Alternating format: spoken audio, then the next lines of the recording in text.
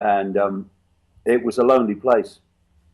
There weren't many people interested in it. There weren't many people actually communicating any information in any of these areas, really.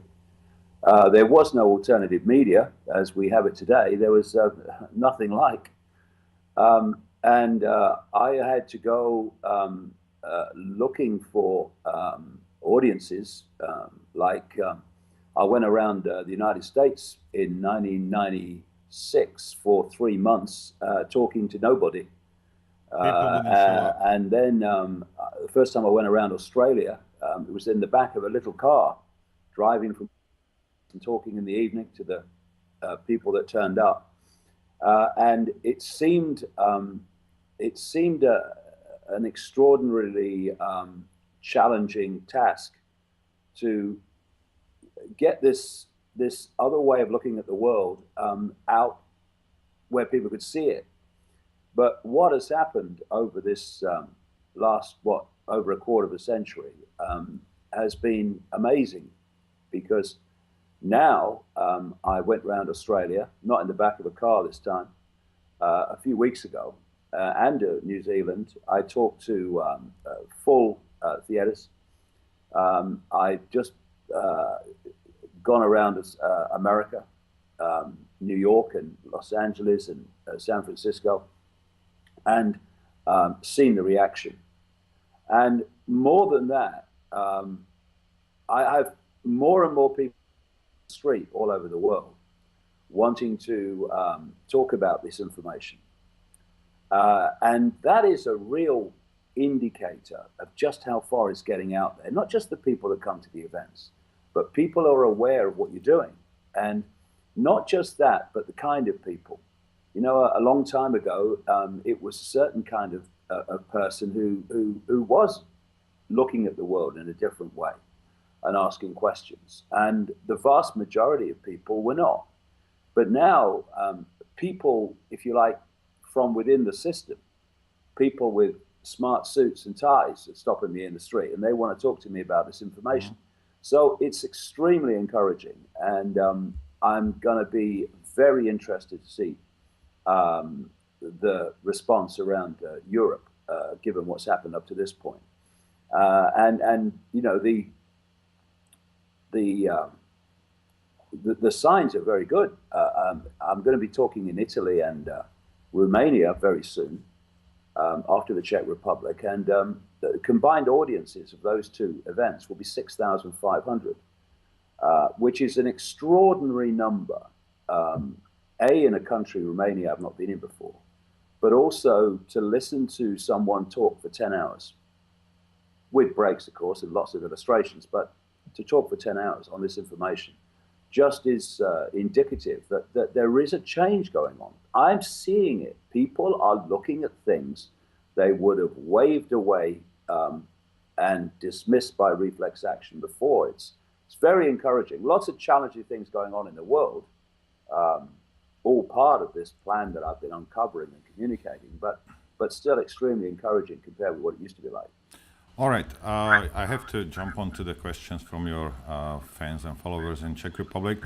The first question is everything what you present based on your own research, or do you cooperate with different insiders and informators as are David Wilcock or Corey Goody? No, I've never met David Wilcock. My way of doing things it can be summed up by basically how I started this.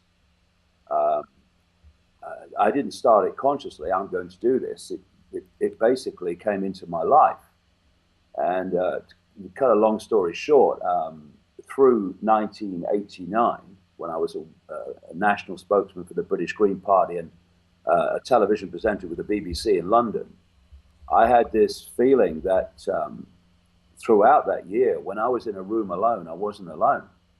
And it got more and more powerful and more tangible, until eventually, through a series of coincidences, I ended up at a psychic's house, not telling her anything that was happening to me, but just to see if she would pick up anything around me, because I'd never been to a psychic before. But this presence was so powerful. And what I was told by that psychic over a couple of visits was that I was going to go out on a world stage and reveal great secrets, which was like extraordinary to me. I'm working for the BBC and I'm speaking for the Green Party. And that I wouldn't have to basically go and find the information. The information would come to me. It would just come into my life. It would be put into my mind and it would be put into my life. And from that time, we're talking now 1990, my life has just been this synchronistic experience journey of coming across information in documents, in books, personal experiences, meeting people, and endless different sources, which has been a bit like someone handing you the puzzle pieces to put them together. And it started out in the early 1990s with what you might call the five sense level of all this: names, dates, places, which I still do now, connections, secret societies, etc. And then it moved deeper and deeper in the rabbit hole, if you like, into some really far out areas, including the illusory nature of reality itself. And I use endless different sources, personal experiences, to put these puzzle pieces together. And that is the reason, Norbert, why I talk for 10 hours, because it's not that I like the sound of my own voice, but there are so many dots to connect, so many strands to form the web, that it takes that long to make A go to B, go to C, go to D, and for the picture to unfold. And what makes you sure that you are connecting the dots properly, that you are doing it right? Well, the point is that I put the dots together as I experience the information, and then people make up their mind what they make of it. That's the deal. There is no other motive. What I've never done, and the last thing we want is another one of these, is say, this is how it is, you must believe it. What I'm saying is there are other ways of looking at the world. And here are many ways of looking at different aspects of the world. Make of it what you will. But when you write in books in the mid-1990s, that this is the plan, and this is what is planned for the world, a transformation of human society, global society. And then they're now basically reading my books on the television news in daily events, and have been for some time. Then there is a cause and effect there. There is this is what was said, and this is what is happening. And this is one of the major reasons why people are turning to what I'm doing in such numbers now. It's because it has the credibility of what was said is happening. And it's not just me. When you look at different people, whether it's Aldous Huxley, Brave New World, whether it's the 1984 author, Eric Blair, George Orwell, his writing name, or whether it's someone that I'm quoting in these events, a Rockefeller family insider from 1969, they have all described the world that we're in now, and we're moving into even more, all those decades ago, and being extraordinarily accurate. In terms of this man I quote from 1969 in the talks, stunningly accurate in detail. This man was describing the internet 20 years before it was officially developed, the World Wide Web. And it's a simple thing. There is an agenda for the world, and it's not projected into tomorrow afternoon. This is projected decades and decades ahead. And if you can access that agenda, then you can pretty accurately, in theme and often detail, predict the future. The idea, however, is not to be proved right. It's to alert people to what's actually unfolding, to the fact that these apparently random happenings in the world are not random, so that there's an intervention to stop it happening. That's the whole point of what I do. And that's what George Orwell was trying to warn people about in 1948. Now, all right, one question just from me. Look, there are many white papers. They've been published, decades ago, and they are actually telling us what they are going to do with us or what their plans are, and people wouldn't believe them. How can we change actually their? Well, I think, Robert, we are at a very particular point in this sequence of events where it's more and more difficult for people to ignore it because it's in their face.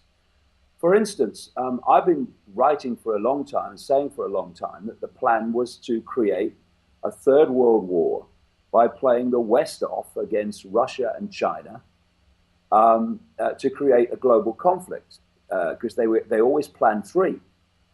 And there was no sign of that for a long time. But you look now, you look at the systematic demonization of Russia, how Russia's now in that extraordinarily horrific area of the world called Syria, with all the other players.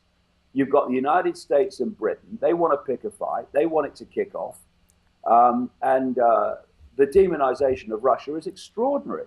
I mean, someone hacks into the Democratic Party emails, and it's the Russians. So it's very clear that we are being now prepared for that Third World War conflict. This is why people like John Kerry, the Secretary of State in the United States, this is why Samantha Power in the US ambassador to the UN are pouring out this vitriol and rhetoric and abuse about the actions and the alleged plans of Russia, because people are being prepared for this third world conflict. Now, the point is that you can only keep something in the shadows for so long. If you want to transform society in a certain way, you can manipulate from the hidden and manipulate from the shadows for a long time. Yeah, but one day you have to come up. But there comes a point where, to transform society in the image that you want, you have to manifest it in the world of the seen. And so what we're seeing now is this extraordinary, exactly what Orwell talked about. This guy in 1969 talked about this extraordinary level of gathering surveillance all over the world, much bigger than anything even people like Edward Snowden have come out with. And then you start to look at the gathering genetics manipulation, the synthetic humans manipulation that's going on. You look at the transhumanist agenda, which is to get technology inside people, to externally control people's thoughts.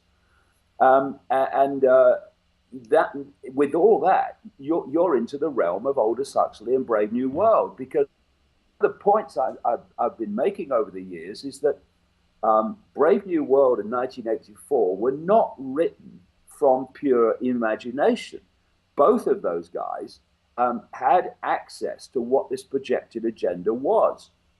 Orwell, almost to his dying day, was trying to warn people about it, and the police state and the endless war, which we have, the war on terror. When do you know a war on terror has ended? No one can ever say. That's why they picked that as the war. And then you've got what Aldous Huxley was talking about, also drugging people to keep their minds under control. I've just come back from America, where the drugging of children as a matter of course is extraordinary. It's straight off the pages of 1984. Of Brave New World. So are all these genetic, synthetic, genetic manipulations going on. So it's getting harder and harder. And this is absolutely the reason, not just that more and more people are looking at this information, but the kind of people. It's because you really are going to have to go into a serious level of denial, not to see that the world is changing in very clear ways, and where the direction of the world is going. All right, can we get back to the questions? The next question is, could you name some people whose works you would recommend to study for better understanding the world and what is going on behind the scenes? Well, I think if you put Brave New World and 1984 together, you've got the basic picture, and more confirmation that this has been going on and projected for a long time. Brave New World looks at the genetics manipulation, the creating of children in not through procreation, but through laboratory means, which is exactly where this synthetic genetics is going. And George Orwell was looking at the police state, the surveillance, and the endless war. And it's interesting that Orwell and Huxley knew each other. Orwell was taught French by Huxley at the elite Eton College, where the royal children go. So they had access to some of these inner levels where this knowledge of this agenda is held. And there are, I wouldn't pick out anybody in particular. I mean, what I do, and I recommend others to do, is just use your own intuition about what books you read, and use your intuition on what you accept within those books and what you don't. We have to take our perceptions back. This is absolutely crucial, because as I will go into very early on in the event in Prague, people need to just to take a breath and look at why people think the way they do. And when you break it down, basically you enter this world as a child, a baby, and immediately, wham, you are in a perception programming situation where your parents influence your perceptions because of what they've downloaded from the system you're about to go through. Then you go through an education system, which is basically a download of the state's version of reality of everything. You have peer pressure to conform to those norms that we are told are real and normal. And you're mad or crazy if you don't. You have the mainstream media and much of the alternative media pouring out this same basic version of normal. And when you break it down, what we're told is reality. What we're told is the world. What we're told is the reality we're interacting with. Never mind what we're told about world events is absolute nonsense. And so when you have a situation where throughout your formative years and then on into adult life, you are constantly being bombarded with the same version of normal, basically. And it's a normal that operates in a stunningly narrow band of possibility. And the vast majority of people download it and therefore go through their lives believing it to be real when it's not. It's nonsense.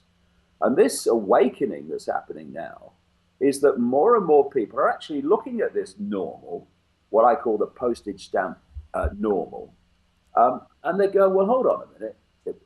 Maybe we should have a look at this. And when you look at it and you take it apart, you see the nonsense that humanity is sold as the real world compared with what exists beyond it. And so that's the crucial thing. It's the deprogramming. David, Not to believe what is what I say, not to believe what he says or she says, but for people to take their own perceptions back. what is the best way to wake up people who think that the current social system is good and the right one? Well, first of all, people have to be open to it. You can't concrete mind that says this is how it is and I'm not moving. But like everything, if you're involved in what we're involved in, which is a perception deception, so manipulation of people's perceptions so that they see the world and themselves in a certain way, then where do those perceptions come from? They come from, yes, personal experience, which is a form of information. And the rest of it comes from information resources I'm talking about, the education system, the mainstream media, etc., etc. So perceptions come from information. So if you're going to put a question mark against the perceptions of this postage stamp normal, it's got to be through information. And that information has got to make sense to people. The challenge you have is that the postage stamp normal is what people perceive the world to be. You can talk about that in, a sentence or two, because there's no backstory before what you're saying makes sense to those who think this normal is real. With the postage stamp normal, you can talk about things in a very short fashion, because all the backstory is accepted. Yeah, I accept this is how it is. When people like me are challenging that, there's a whole backstory, because before some of these more far out things that I talk about make sense to people, there's so much information that has to go before. Otherwise, it doesn't make any sense. This is why I talk for so long. But the power of the information is clear to see when people are put before it in the way it does make sense to them. Often people who come along out of curiosity and not believing or thinking it ever will make sense because of what they've heard about me. But it does. And that's all you can do. You can only put out information and people then make of it what they will. You can't try to manipulate people into changing their minds. You can't try to trick them. If you do, you're just playing the game of the system you're challenging. So it's just pure information. Just take every opportunity you can to get information out that challenges the information source that's coming from mainstream sources. And then people will see it or they won't see it. And that's what the outcome will be. Okay, so to sum it up, it means that to put out the information and let the people decide for themselves. Yeah, and if anyone has any idea of doing it differently, well, they are simply what are they going to do? What are they going to do? Try to trick people into believing it or manipulate them into believing it? What's the point of that? Either the information is powerful enough to stand up for itself, or it's not. The internet has been a godsend to people like me. We might have a trouble with that one in a couple of days. Yeah, it's been a godsend for people like me because it's allowed, relatively up to this point, the free flow of information, which has allowed this information to circulate.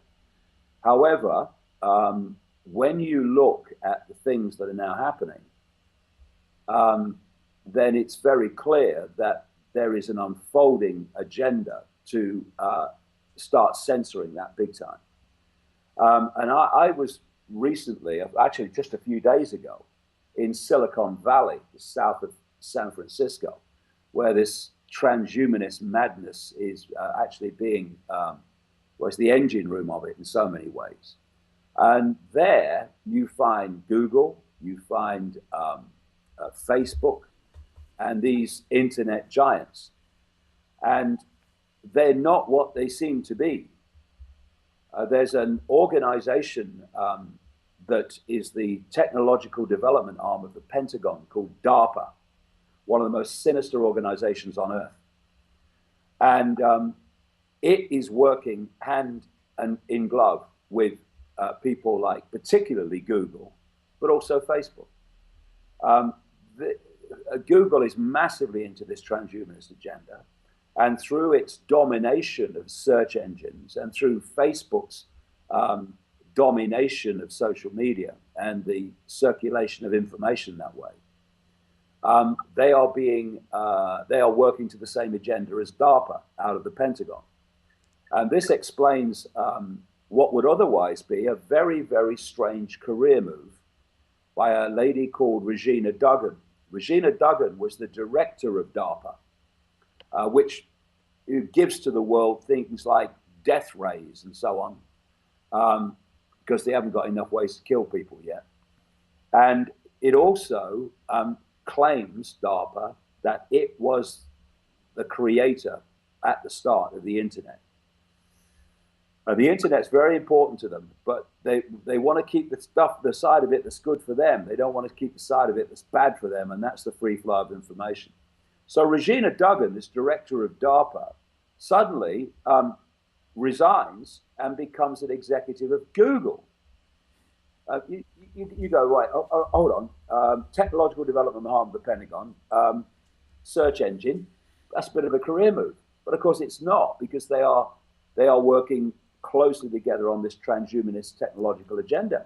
Then Regina Duggan leaves Google and goes on to do the same job now at Facebook. These internet giants are coming together. They have reached the point of domination now. Of course, you've got YouTube, also owned by Google, where they think they can play the cards they were always going to play, which is fiercely censoring information that this hidden hand I'm talking about doesn't want people to know. So it's another one of the reasons that I've gone out on this open-ended world speaking tour, challenging as it is physically sometimes, because we've just got to do everything we can to get this information out to as many people as possible, because the internet means of communicating it is in the gun sights of these people. All right, David, we have to move to the next question. Different independent publicists talk about a big event which will change the world, for example, like 9/11. They talk about financial collapses, ecological catastrophes, epidemics, or false flag terrorist attacks. Is there a way how to tell when these things are in the pipeline? Well, there's a very simple question when events happen in the world. So there's two things. Where are we being taken? Where is the world going? And what I do in these events is set that out really early on. And then once you know that, and basically it's a centralized fascist dictatorship with less than 1% at the top of the pyramid, everyone else at the bottom of the pyramid, and a fierce, merciless police military state actually, in between the two to hold that status quo ongoing.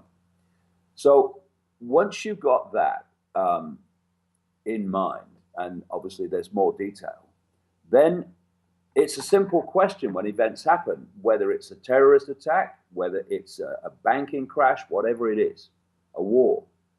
Who benefits? Who benefits from this event happening?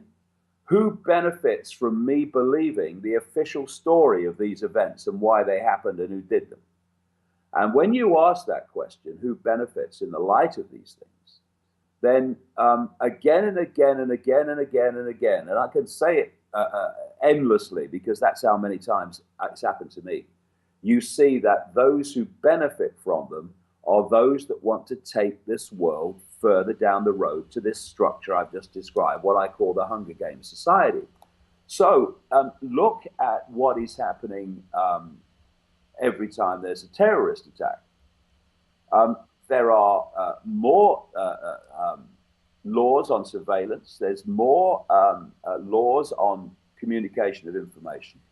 There are more armed people, police on the streets. Sometimes, often, increasingly now, troops on the streets. And what is that doing? That's moving us more and more to this police state within that structure that I'm talking about. David, have you noticed that a couple of days ago in Switzerland, they voted in the referendum for bigger, full surveillance of the government, of the their secret agents over the people. But I was talking about this on my radio show, and I tried to explain that the terrorists are actually communicating different way, not the way the normal people do. So this won't affect their communication. But have you noticed that the Swiss voted for the surveillance on themselves? No, I didn't notice that because I've been traveling. I've just been coming back from America in the last 3 days. But it absolutely makes sense because there is a technique that I've called for a long time, problem, reaction, solution, and this is how all these events play out. You want to change society in a way you couldn't do just by announcing this is what we're going to do, because what you want to do is so extreme that people will say we're not having it. And why are you doing it? Well, there's no point. There's nothing. We don't need it. So what you do at stage one of problem, reaction, solution is you create a problem. You blame someone else for it or something else for it. You then get the mainstream media, easy, to basically tell the people the official version of that happening. And at stage two, you want a reaction from the public. And that reaction is all based around a 4-letter word called fear.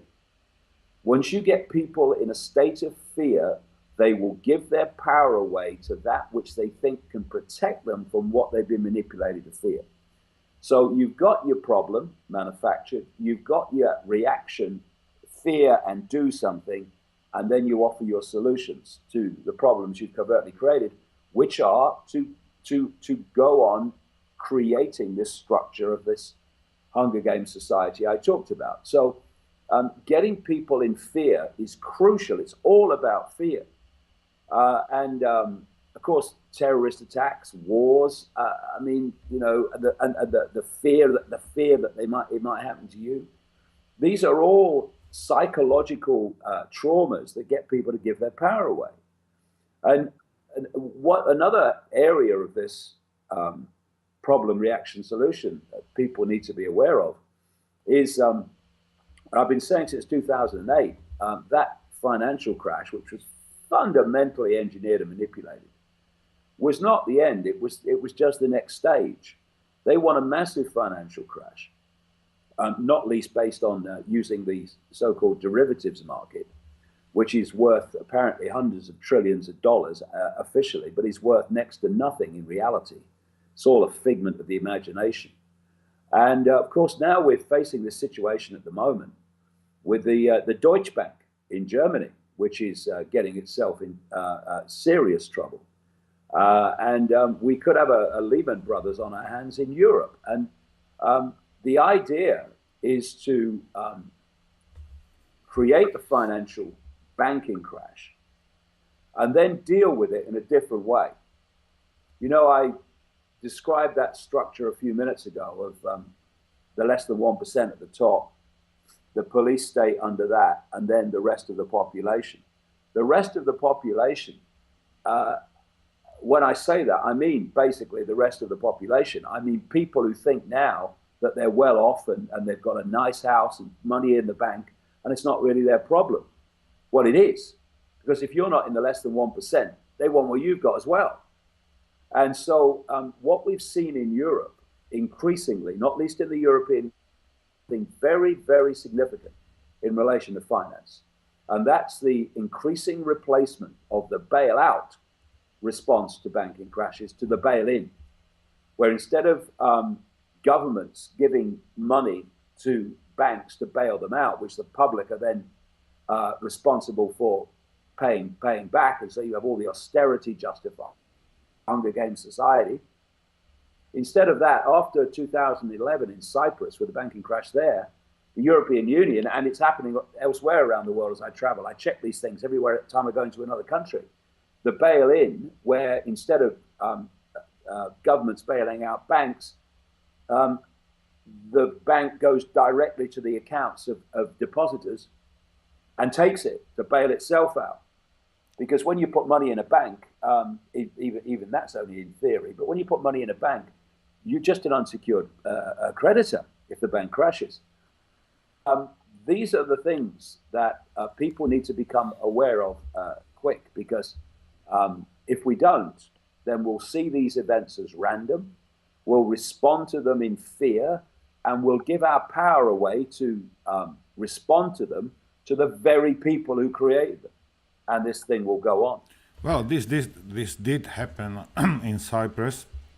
Next question from your people is, more and more people can see that the current system is falling down. What do you think? When will this change occur, and what has to happen before the change comes? We have to take power back from the few. And you can only do that by ceasing to cooperate with your own enslavement. You see, when you look at the numbers, it is absolutely staggering how few people are dictating to the lives of, more than 7 billion. It's extraordinary. And they are able to do it because people are frightened of saying no to authority. And this is crucial, that which is manipulating from the hidden is seeking to divide and rule the target population in every way it can and play different parts of that target population off against each other. This is what's happening in Europe with the mass migration that's been planned a very, very long time. This guy, I will quote in Prague in 1969, describe what's happening today in 1969 and why it would happen. You have the blatant attempts in the United States, where I have been for the last nearly a month, to create a race war there and divide and rule. And these people in the hidden, through their agents in the scene, like the billionaire George Soros, are seeking to divide and rule people in every way they possibly can. So there's two things really that need to happen. First of all, people of different colors, races, backgrounds, beliefs need to realize that this is not a conspiracy to enslave that group or that group or that group or that race or that religion. It's to enslave all of us. And if we go on being divided and ruled and fighting among ourselves, they will do it. And the other thing is, we have to stop cooperating with our own enslavement and our children's enslavement even more so. So, you know, if someone comes out of a parliament building, it's a handful of people, and they say, we've decided to do this, which is actually deleting freedoms of the people, whatever it is,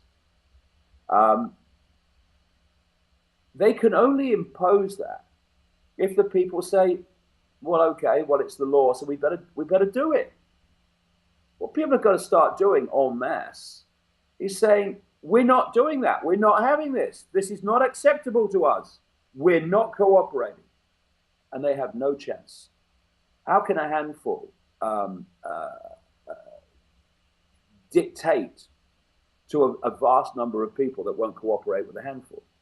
But that's got to take courage for people to say, I'm going to overcome my fear of authority, and I'm going to stand up for what I believe in, and not just cave in because some guy in a dark suit has said that I should.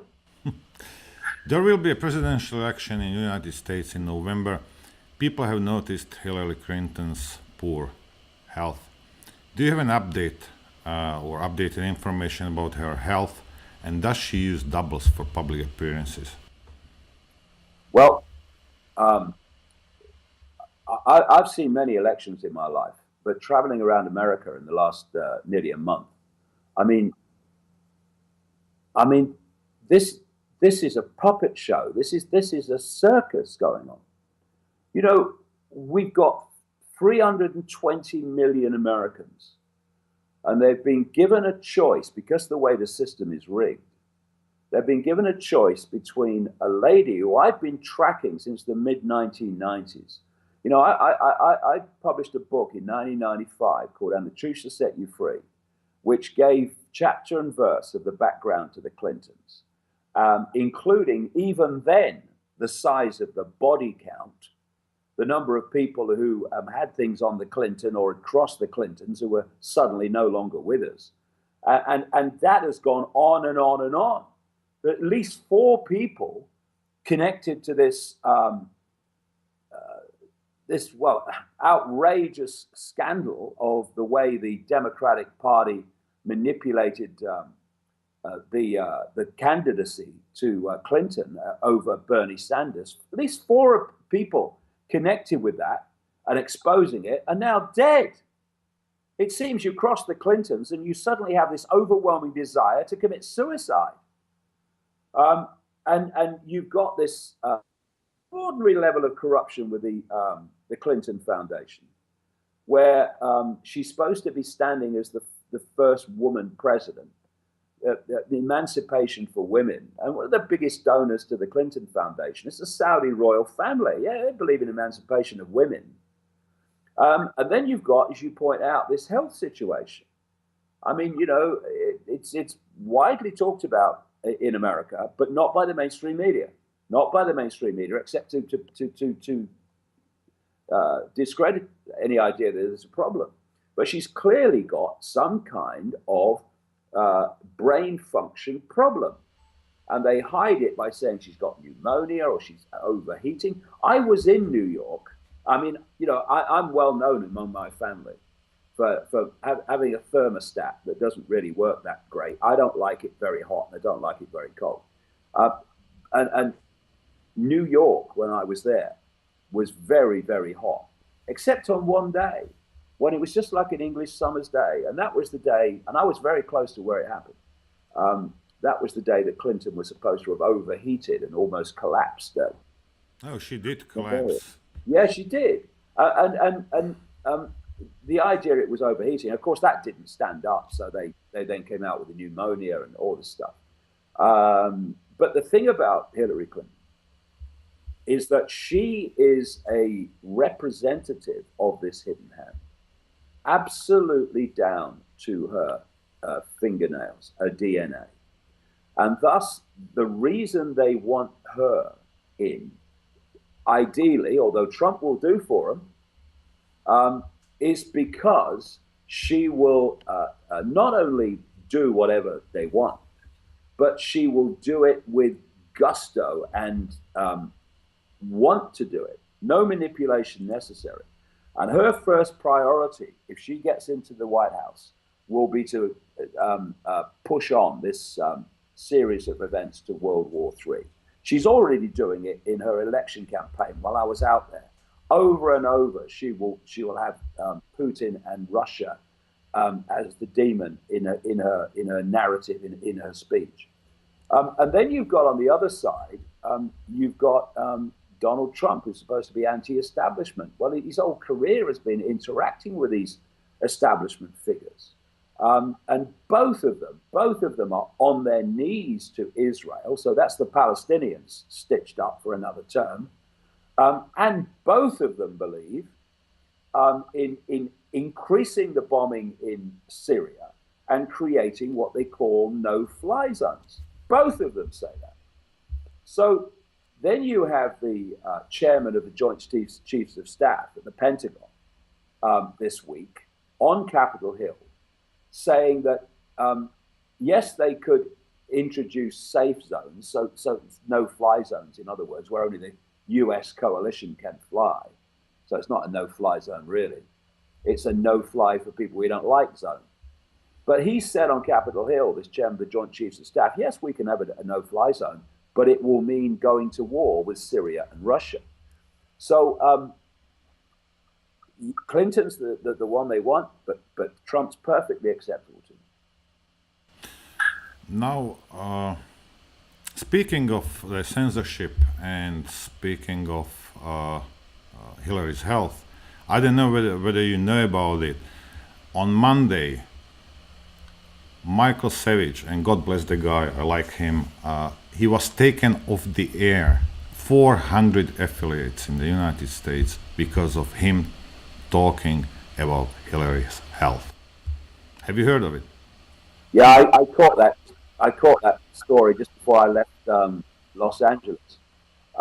See, this is another classic example of censoring that information which will challenge the official narrative.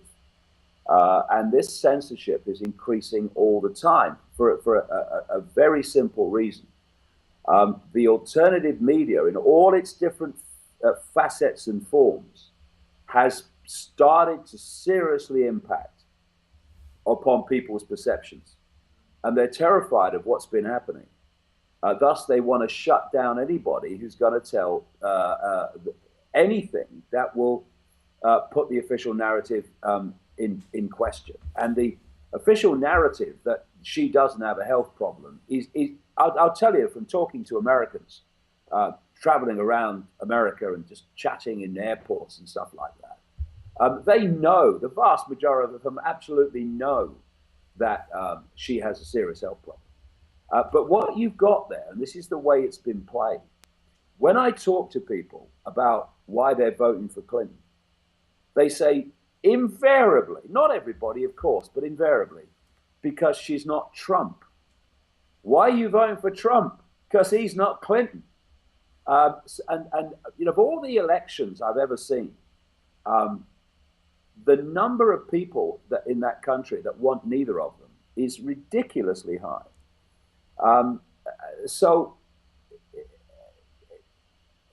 the scene is set in the public mind there to be open to other explanations for what's happening in terms of her health and these strange things that are happening, being helped up small flights of steps, etc. And so anything that's going to highlight that, anyone's got a decent sized audience who can get that information out, hey, what about this? Then it's more and more likely they're going to be shut down. That's the way it works. The next question is, there is a large group of Christians who follow your work. Although most of the churches would not talk about the New World Order and the global shadow government, a lot of Christians are losing their illusion about the world we live in. Should we or shouldn't we believe in the Savior? Well, I don't come from a religious point of view at all. But from what I've been reading, you know, there's a lot of people who are coming from that direction in the Czech Republic. But for me, what people believe is basically none of my business. I get interested, and everyone should get interested, when people start imposing their beliefs on others, when they start insisting that people have the beliefs that they have. You know, you can follow a religion, and you can come at it from a position, and you can live a very loving life through that religion. Or you can come at it from another angle, and you can live a very unpleasant, very violent life through that same religion. I mean, you know, there are endless Christians coming from a heart position, and there are other people who call themselves Christians through the ages, who've created mayhem, violence, and slaughter. And now, of course, the same applies to the Muslim religion. You know, some of the nicest, kindest, most generous people I've met in my life have been Muslims. I don't agree with their religion at all, but they live their lives like that. And then there are others, of course, who are extraordinary in the levels of violence that they just through the same religion that others justify being peaceful and kind. So it's not the religion; it's how you live your life through it. But for me, we don't need middle men and women between us and the what I would call infinite awareness that we're all part of. We can tap into that direct. We don't need intermediaries to tell us what God wants us to do and what will happen if we don't. We can tap into that greater self, that greater reality, without having someone in between acting as a go-between. But people live their lives. They believe and do what they like. It's the imposition that I challenge. And you see the imposition. You see it purely in statistics. If you're born into a Muslim family, the vast, overwhelming chances you're going to live your life as a Muslim, or follow that religion. If you brought up as a Christian in the southern states of America, you're almost certainly going to live your life as a Christian. You're brought up in Tel Aviv or New York, you're in the Jewish faith, you're almost certainly going to follow Judaism as a religion, if you're going to follow any religion at all. So you can see this cause and effect. What I would say is set the children free. If the religion you choose to have has validity, then people will see that and come by free choice, and not by having to be told that this is what they should do. I think, I'm sick and tired of this world where constantly, from cradle to grave, people are told what they are, what they should think, what they should be, what they should believe, what they should say, what they shouldn't say. We've got to set each other free, because the greatest form of censorship is that which people impose on each other without even the authorities being involved. The next one is a philosophical question. In cultures with Manichaean and Abrahamic religious influence, evil is usually perceived as a dualistic, antagonistic opposite of a good. Now the question, is this dualism real, and should we live according its perception? Do you agree that this is just a projection of our mind so we can live in the system, in the reality we created by using dualism? Is it why religions created gods and devils? Well, first of all, I talk about this in the event in Prague on next Saturday, week on Saturday. What's interesting is there was a new kind of psyche, a new way of seeing the world, which came out of the Middle East and North Africa about 6,000 years ago. And it transformed the way societies lived, the way they were organized, and so much violence came with it, and desire to impose its will upon people. And I go into this. There's quite a little backstory. And the religions you're talking about, Judaism, Islam, Christianity, they came out of that same area that this psyche came out. They're expressions of each other. And for me, let's pull the two questions together when we're talking about reality. Because this is kept from people, and it's not taught in the schools, certainly wasn't when I was, and not here with not my children. When you say to people, when you look out of your eyes, what do you see? Do you see everything there is to see? And people go, oh, yeah, of course I do. Well, they don't. They see a tiny, tiny frequency range, which is so ludicrously narrow, it's laughable. According to mainstream science, the electromagnetic spectrum is 0.005% of what exists in matter, energy, etc. in this universe. And visible light, which is the only frequency band that we can actually turn into a visual reality, is a fraction of the 0.005%.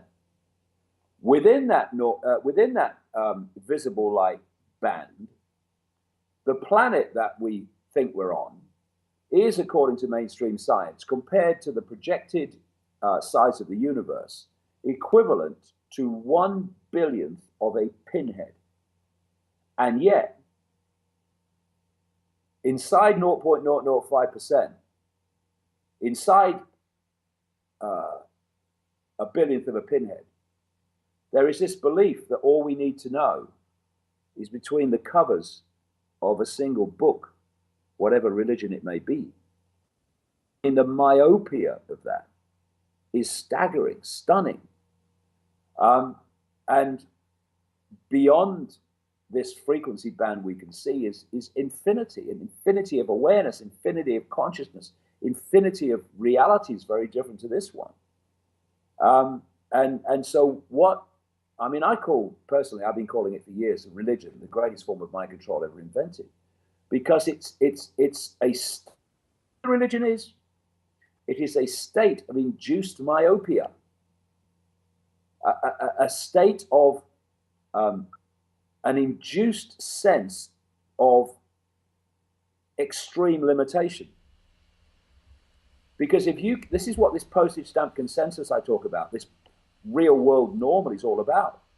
It's about focusing people's perceptions of everything within such a narrow band of possibility, ludicrously narrow band of possibility, that when anyone comes along and says, actually, this is happening, people say, that's impossible, that's ridiculous, you're mad, that can't be happening. No, it can't be happening within your perception of limitation, but it is actually happening.